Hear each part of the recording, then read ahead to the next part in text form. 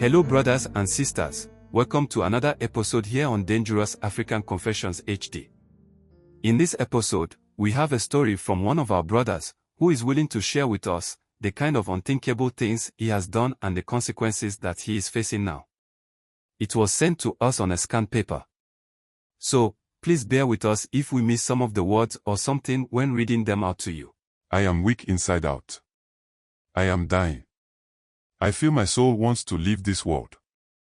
I have been doing a lot of rituals in order to help me come out of this thing.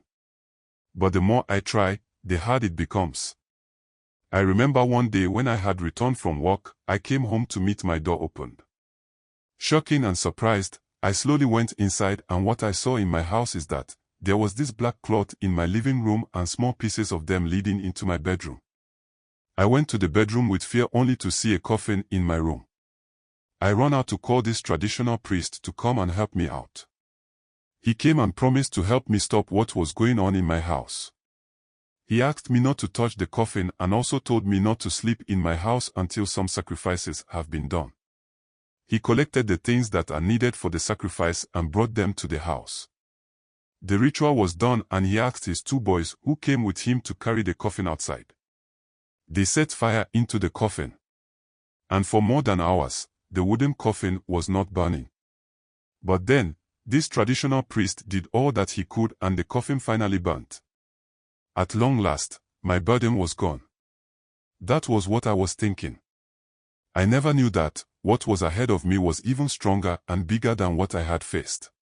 As part of our policy, I've edited the names, locations to hide their identity. Please kindly subscribe, share and like our videos. Kindly hit the notification bell so you will be the first to get notification to our videos when we upload.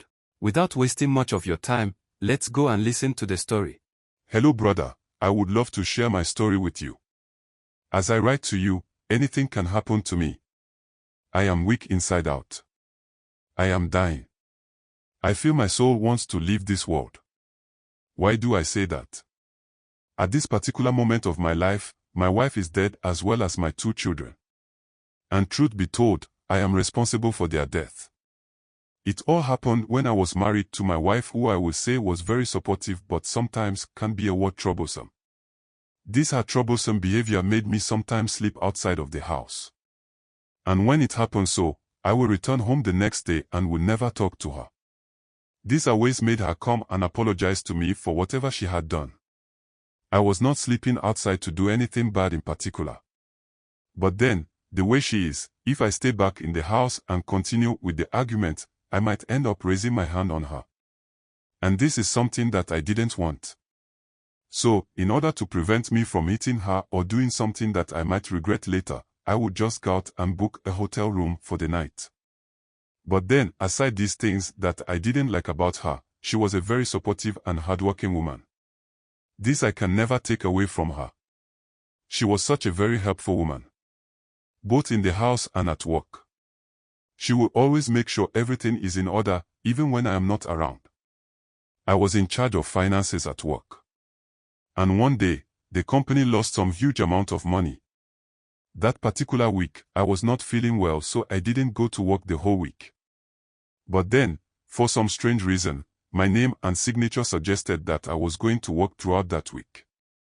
So, when the matter was concluded, the top executives told me that I had connived with whoever took the money and had stolen from the company. But for the fact that I have been with the company for that long, they were not going to prosecute the matter at the court. I was supposed to pay the money that was stolen or face the consequences. They said they didn't want to see me in jail, so they were giving me the chance to pay for the money missing.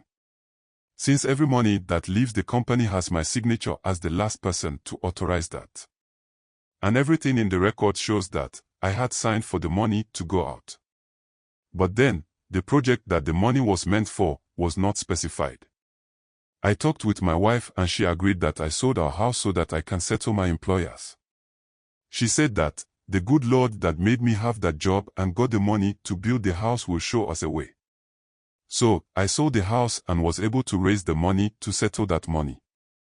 I was again sacked from the company after the matter was closed. Because of this, the little money that was left, we rented a chamber and hall and moved in. my wife didn't complain about the new situation. She even had time to explain the situation to our 2 children so that they will appreciate and understand the change of living. Things gradually became difficult for us. And it was only my wife who was now providing for the family. This she was doing it out from a small hub that she was operating. Things became tough that my wife was now behaving in a way that was too much for me. Any little thing that I would do, she would raise up a fight over it. I understood her, but then, I was expecting her to understand the situation. Not that I was not searching for work. I had applied to several companies and had not gotten any good news. One day, because of our regular rants in the house, I decided to go out and have a peace of mind. When I got to the hotel, I went to the bar and ordered for a drink. I wanted to drink and get drunk, so that I can just sleep without thinking about any of the problems that I was going through. Whilst at the bar, one man walked in and the perfume on him alone was something that could tell he had money. After about some minutes of him taking his drink, he came to my table and started a conversation with me.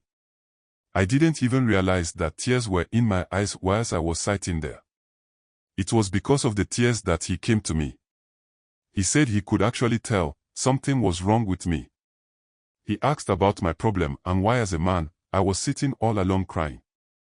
I didn't mind him at first, but he kept on talking and tried to console me without even knowing my problems. That was when I told him about what was going on in my life.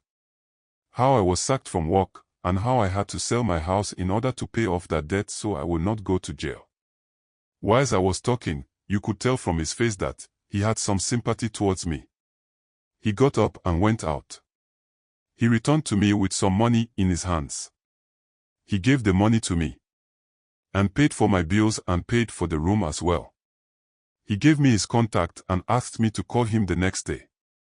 I asked him why he is showing me such love.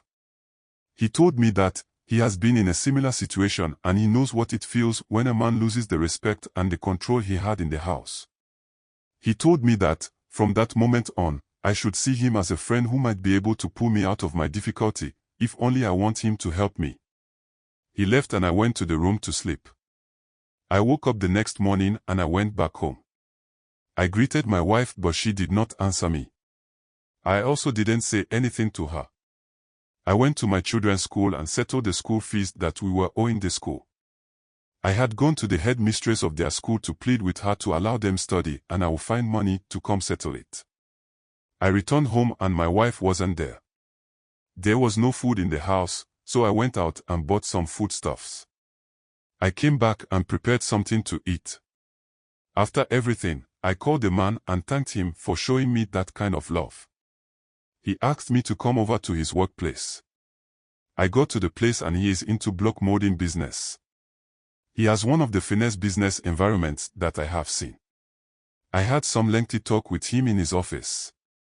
He told me that he wanted to help me but didn't know how I was going to take what he wanted to propose to me.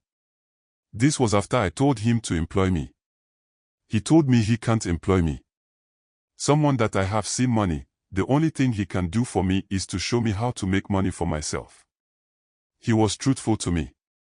Because right there, he told me about the kind of religion that he was in. He talked a lot about the religion and it sounded good. To be honest, he didn't hide anything from me. But then, I think the way I wanted to come out of my situation didn't let me think as a rational human being. He told me that, if I was willing to go and meet some of the members and see how they worship, he would take me there. All these meetings with the man, I didn't say anything about it to my wife. She was not even in good terms with me to even allow me to tell her anything. The day came and I went with him to this temple. They call it the Creation Temple. We went in, and when you enter into this place, you will go upstairs and take and wear a black robe before you will go and sit in the main auditorium.